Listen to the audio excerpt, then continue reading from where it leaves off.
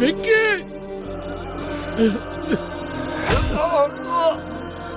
কি উকিল বাবু, রাজারাম এলো না তো?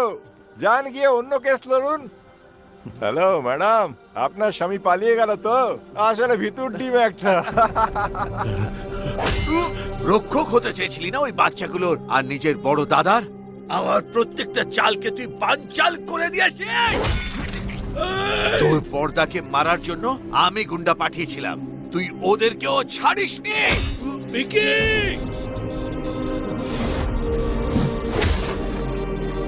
যখন তোর পর্দা পরিবারের সঙ্গে বসে যজ্ঞ করছিল তখনই তোদের ফ্যামিলিকে ফিনিশ করে দিতাম, কিন্তু ওখানেও তুই আমায় আটকেছিস।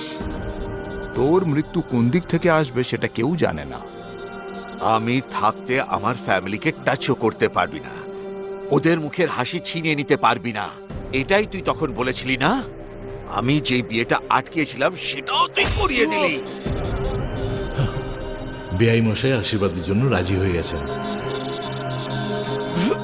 মুখার্জিকে কলকাতা থেকে ডাকিয়ে ওই রাজুকে আমি নিজেই মারিয়েছি, আর তখনই আমি জানতে পেরে গেছি তোর উইক পয়েন্ট কোনটা।